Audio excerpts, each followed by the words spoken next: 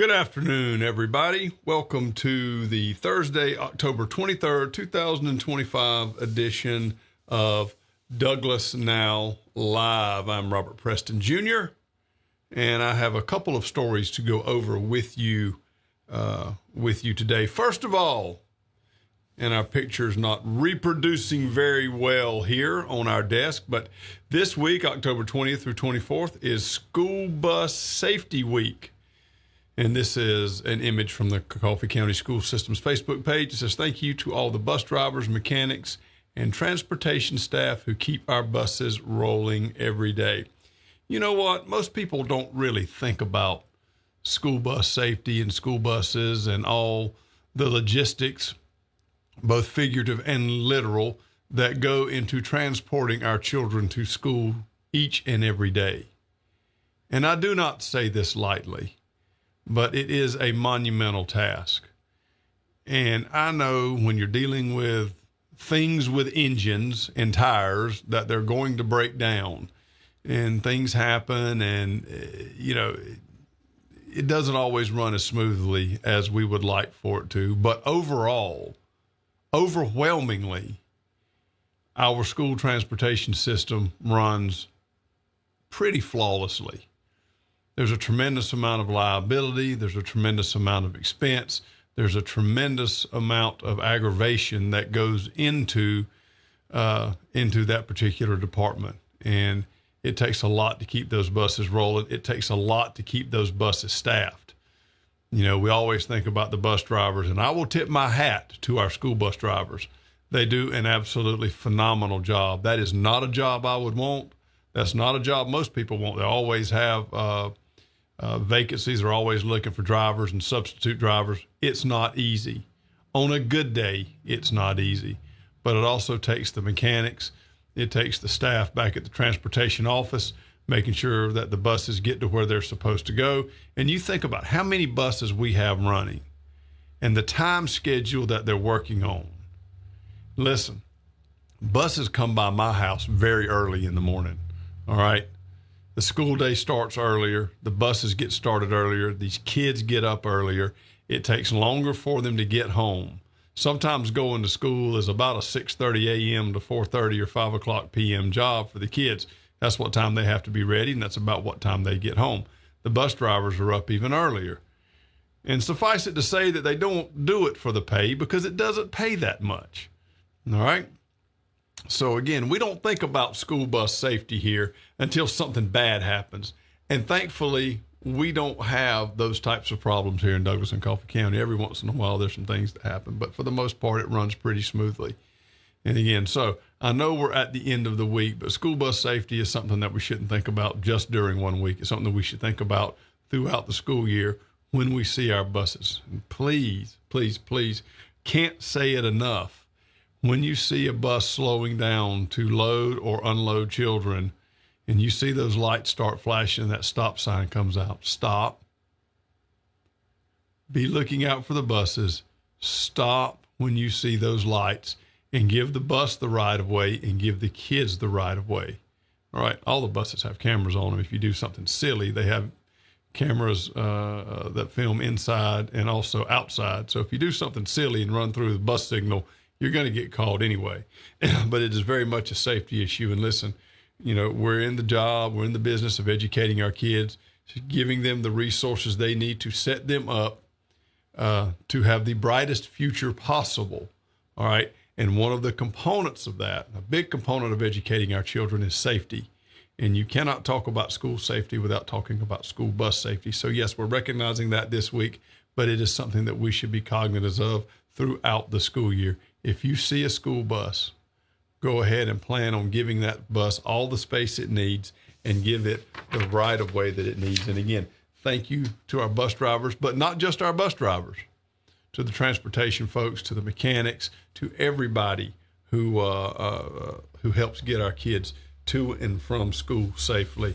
It is a monumental task. It is a dangerous task. It is a task that is filled with liability, and it is a thankless task. All right. But you do a great job. And even though you may not hear it very much, we do appreciate what you do for us. The Coffee County Sheriff's Office is actively seeking Travarius Treshawn Brinson, who was wanted on multiple felony charges.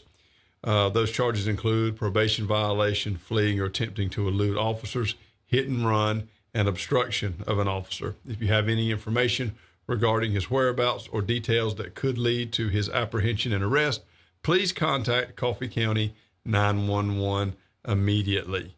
We have a description here of Mr. Brinson as 25 years old, 6 feet tall, 190 pounds, brown eyes, black and gold, dreadlocks.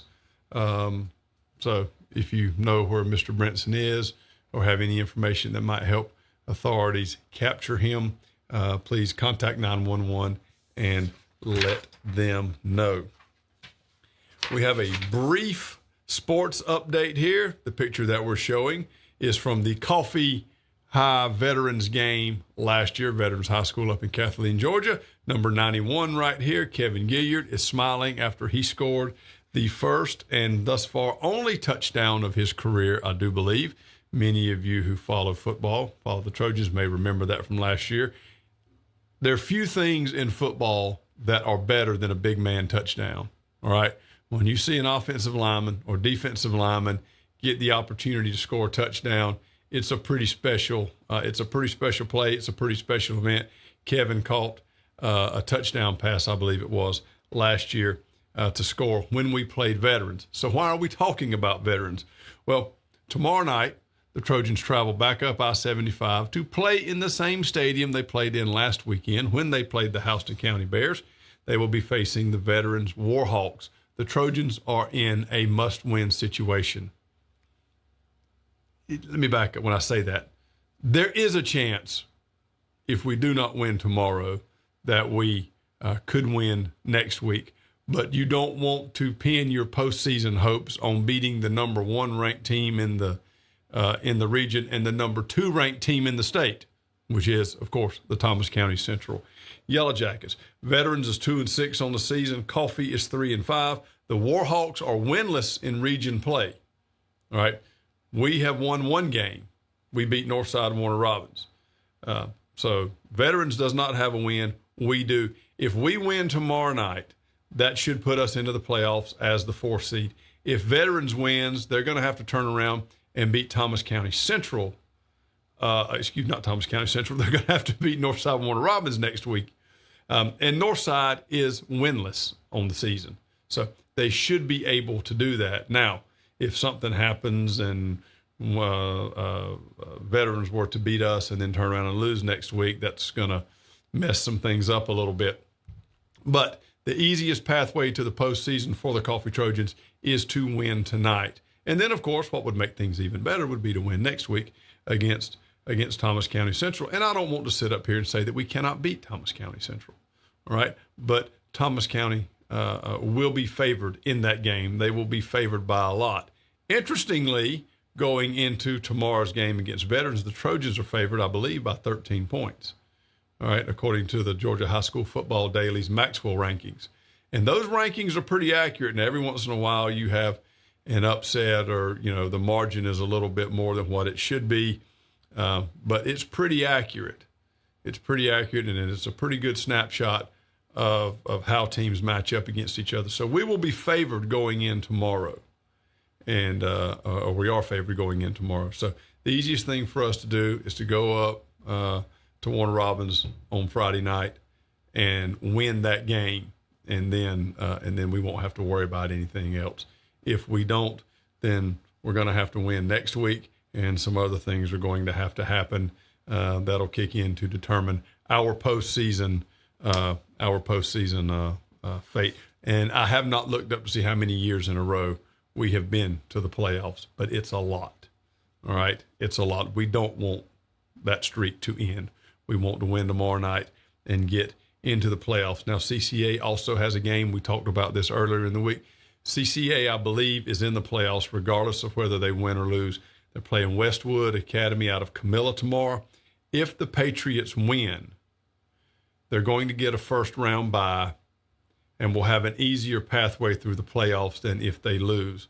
The loser tomorrow night will have to play a first-round game, and their second-round game, depending upon where the final finish is, will either be against the number one ranked team, Sherwood, or the number 2 ranked team, Vidalia Heritage Academy.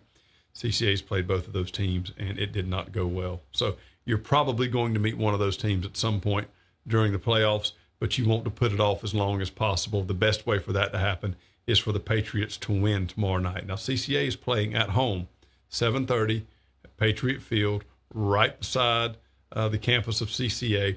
Trojans are playing up the road in Warner Robins. So if you want to watch a high school football game with postseason implications, again, CCA is going to make the playoffs more than likely, regardless of what happens.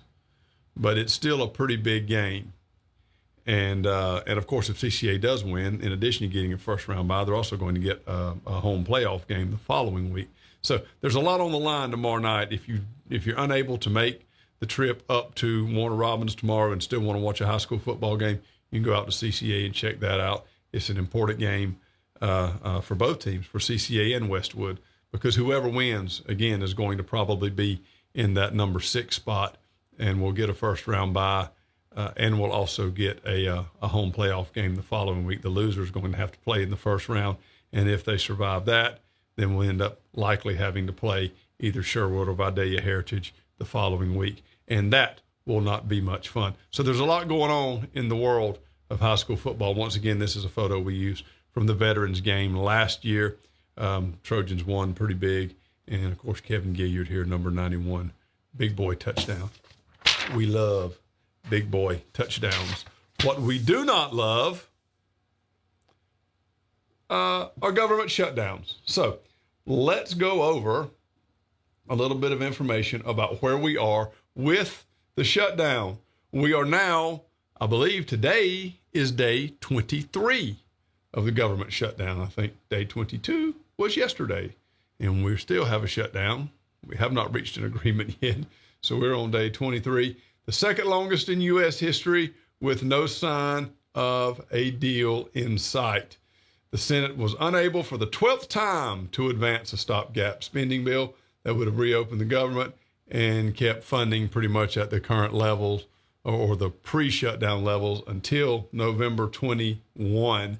The vote was 54 to 46 and was nearly identical to the votes that had come before. There were a couple of folks who did cross the aisle.